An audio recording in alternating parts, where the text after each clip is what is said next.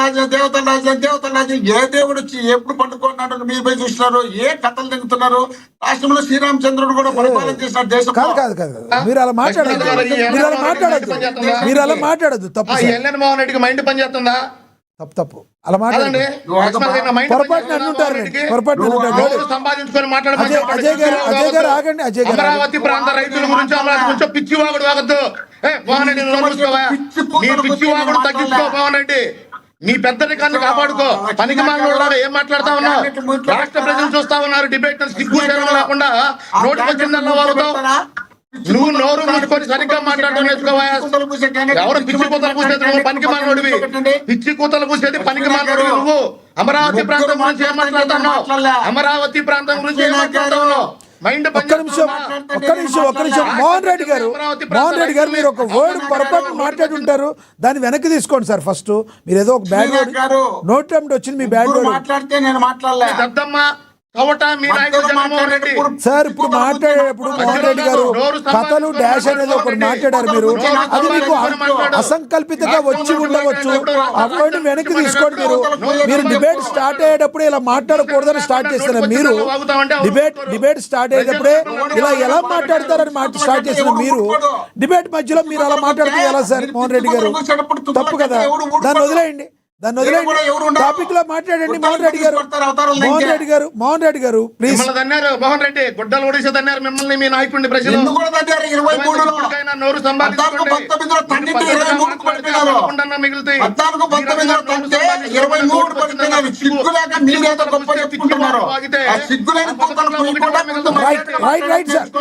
Right Mohan Reddy గారు. అజయ్ గారు please సమయం పాటించండి. అజయ్ గారు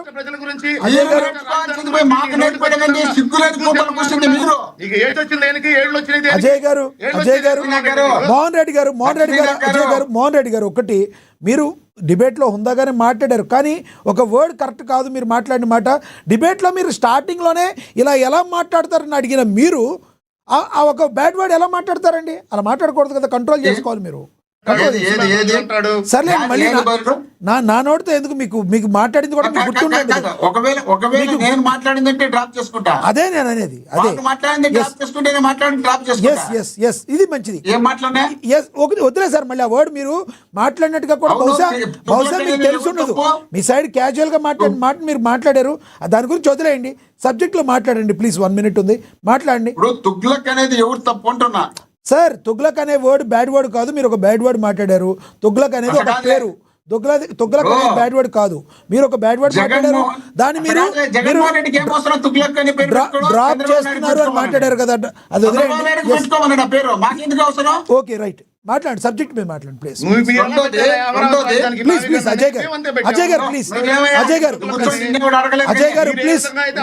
అజయ్ గారు మీరు మాట్లాడినప్పుడు ఆయన మాట్లాడలేదు. ఆ టాపిక్ అయిపోయింది, సమయం లేదు.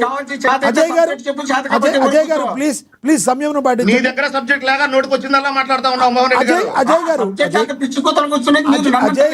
అజయ్ గారు ప్లీజ్ సమయం పాటించండి. రాష్ట్ర ప్రజలు మొత్తం చూశారు. నువ్వేం కొత్తలు కూర్చావు? పనికి మాల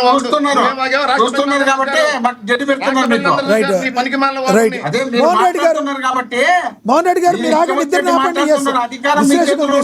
ఇద్దరు ఆపండి కాసేపు. ఆపండి మళ్ళీ మాట్లాడతారు వాళ్ళిద్దరు. ఆపండి కాసేపు. ఎస్ కృష్ణాంజనేయులు గారు కంక్లూడ్ చేయండి సార్ ప్లీజ్. కృష్ణాంజనేయులు గారు కొద్దిసేపు ముగ్గురు మాట్లాడలేక నేను మాట్లాడకపోతే ఎట్లవుతుంది సార్? మాట్లాడండి. 1 minute మాట్లాడండి ప్లీజ్. చెప్పండి. ఢిల్లీలో 971 కోట్లతో ఢిల్లీలో దేశ రాజధానికి సంబంధించినటువంటి పార్లమెంట్ కట్టారు. 888 మంది ఎంపీలు కూర్చుండే ప్లేస్,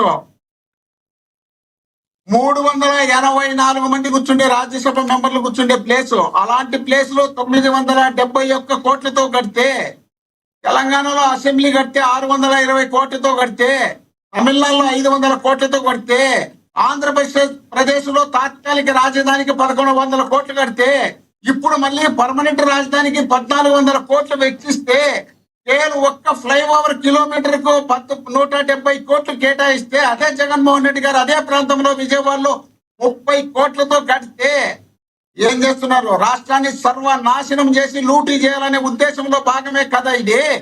50,000 తీసుకున్న పెద్ద మనుషులు మళ్ళీ 50,000 ఎకరాలు తీసుకుంటే 1,00,000 ఎకరాలైతే 2 లక్షల కోట్ల రూపాయలు ఇన్ఫ్రాస్ట్రక్చర్ కు మాత్రమే ఖర్చు అవుతుంది. ఇలాంటి ఖర్చు పెట్టే కార్యక్రమం చేస్తే ఇప్పటికే 3,30,000 కోట్ల రూపాయలు Right. అప్పు చేసి, గతంలో 7 లక్షల కోట్లు అప్పు చేసి మొత్తం 10,30,000 కోట్ల రూపాయలు ఇప్పటికి అప్పు చేస్తే ఇంకా 4 లక్షల కోట్ల రూపాయలు అమరావతి పూర్తి కావాలంటే ఖర్చు అవుతుంది. ఇలాంటి ఖర్చు పెడితే భవిష్యత్తు తరాలు కూడా బాగుపడలేని పరిస్థితి ఉంటే జగన్మోహన్ రెడ్డి గారు కేవలం 40 లక్షలు జనాభా ఉన్నటువంటి ప్రాంతాన్ని కలిపి మావిగన్ అని చెప్తే ఆ పేరు మీరు మార్చుకొని, కానీ సిటీ పెద్దదిగా ఉంటుంది, 110 కిలోమీటర్లు వస్తుంది. కేవలం తెలంగాణలో 84 కిలోమీటర్లతోనే 1 కోటి మంది జనాభా ఉన్నటువంటి రాజధాని ఉంటే మనకు 110 కిలోమీటర్లతో 40 లక్షలు ఉన్న జనాభా తయారవుతే ఆ రాష్ట్ర రాజధాని బ్రహ్మాండంగా కనిపిస్తుంది.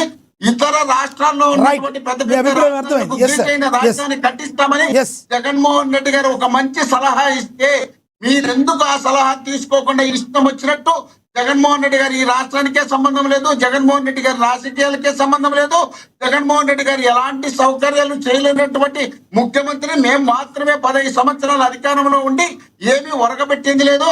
7 సంవత్సరాలు ముఖ్యమంత్రిగా విభజన రాష్ట్రానికి ఉన్నటువంటి చంద్రబాబు నాయుడు గారు కేవలం 8,000 కోట్లు మాత్రమే పెట్టారు. ఇంకా 2 లక్షల కోట్లు Right. ఇన్ఫ్రాస్ట్రక్చర్ కావాలి. ఇంకా 3 సంవత్సరాలే టైం ఉంది. Right. ఇంత లోపలే మీరు ఇన్ని సార్, ఆంధ్రప్రదేశ్ విడిపోయిన తర్వాత నుంచి చెరొక 5 ఏళ్ళు ఉన్నారు. అదే లెక్కలోకి వస్తుంది, అదే కౌంట్ లోకి వస్తుంది. అంతకుముందు గతంలో కౌంట్ లోకి రాదు. అప్పుడున్న ఆర్థిక పరిస్థితులు వేరు. మోహన్ రెడ్డి గారు ఉమ్మడి ఆంధ్రప్రదేశ్ తర్వాత విడిపోయిన తర్వాత 5 ఏళ్ల పాటు చంద్రబాబు గారు ఉన్నారు, 5 ఏళ్ల పాటు జగన్మోహన్ రెడ్డి గారు ఉన్నారు. అదే కౌంట్ లోకి వస్తుంది, కానీ గతంలో ఉన్నాయని కూడా కౌంట్ లోకి రావు. మీరు కంక్లూడ్ చేద్దరు కానీ ఆగండి. సమయం అయిపోయింది. మీకు ఇస్తాను. మీ అభిప్రాయం అర్థమైంది, మళ్ళీ ఇస్తాను. రైట్ మోహన్ రెడ్డి గారు, ప్లీజ్. రైట్ రాయలసీమ మళ్ళీ ప్రత్యేక ఉద్యమాలు వచ్చే రాష్ట్రం విడిపోతుంది. ఈ ఉద్యమాలు రాకుండా ఉండాలంటే 3 రాజధానులు కావాలనింది వాస్తవమే, కాదనలేదు. కానీ మీకు దురదృష్టమో అదృష్టమో మీకు అధికారం వస్తుంది. అధికారం వచ్చిన ప్రతిసారి మీరు అమరావతిని, మేము 3 రాష్ట్రాలని బాగుండదు. కానీ అందరం కలిసి ఈ 3 జిల్లాలను కలిపి ఒక పెద్ద రాజధాని చేద్దాం. 40 లక్షల జనాభా ఉన్న పెద్ద రాజధాని చేసే రాష్ట్రం అభిప్రాయం బాగుంది. చెప్పిన తీరు నచ్చలేదు అని అందరూ మాట్లాడే మాట. ఎస్ సార్, మీ అభిప్రాయం అర్థమైంది మోహన్ రెడ్డి గారు. ఎస్ ప్లీజ్ దయచేసి గ్యాప్ ఇవ్వండి. మీరు చెప్పిన అభిప్రాయం అర్థమైంది. సమయం అందరికీ కంక్లూడ్ చేద్దాం. మీరు కూడా కంక్లూడ్ చేద్దరు కానీ. ఎస్ కృష్ణాంజనేయులు గారు కంక్లూడ్ చేయండి సార్, ప్లీజ్. అనేకమైనటువంటి సమస్యల్ని ప్రస్తావించారు మోహన్ రెడ్డి గారు. అలానే ఈ సమస్యల్ని ప్రస్తావించి జగన్మోహన్ రెడ్డి సమస్యల పరిష్కారం ఇస్తే రాజకీయంగా కూడా వైఎస్ఆర్ కాంగ్రెస్ పార్టీకి ఉపయోగపడేటువంటి అవకాశం లేదు. ఇప్పుడు 3 రాజధానులు అన్నారు. 3 రాజధానులు నేనన్నా ఇప్పటికి కట్టుబడి ఉన్నారా లేదంటే 3 రాజధానులు వదిలేశారా? ఇప్పుడు ఆ రోజున 3 ప్రాంతాల అభివృద్ధి అందాలంటే చెప్పారు. మరి ఇప్పుడు 3 రాజధానులను వదిలిపెట్టి 3 ఊర్ల గురించి మాట్లాడుతున్నారు. మచిలీపట్నం, విజయవాడ, గుంటూరు. అందుకని ఈ విధంగా విధానపరమైనటువంటి రాజధాని విషయంలో నిర్ణయాలు తరచూ మాట్లాడుకోవటం అనేటువంటిది ఆ యొక్క అభిప్రాయం. అయితే ఇక్కడ కీలకమైనటువంటి అంశం ఏంటి అంటే, ఒకటి 3 రాజధానులకు సంబంధించినటువంటి విషయంలో మీరు కనుక వదులుకుంటే ఇప్పుడు మచిలీపట్నాన్ని అమరావతిలో కలిపితే మీకు ఓకేనా? దానికి ఒప్పుకుంటే ప్లాన్ బి ఏంటి? నేను వచ్చే మీ గవర్నమెంట్ వస్తే ఒకవేళ మరి ప్లాన్ సి ఏమన్నా వస్తుందా? ఇవన్నీ కూడా విధానపరమైనటువంటి ప్రకటన చేయాలి.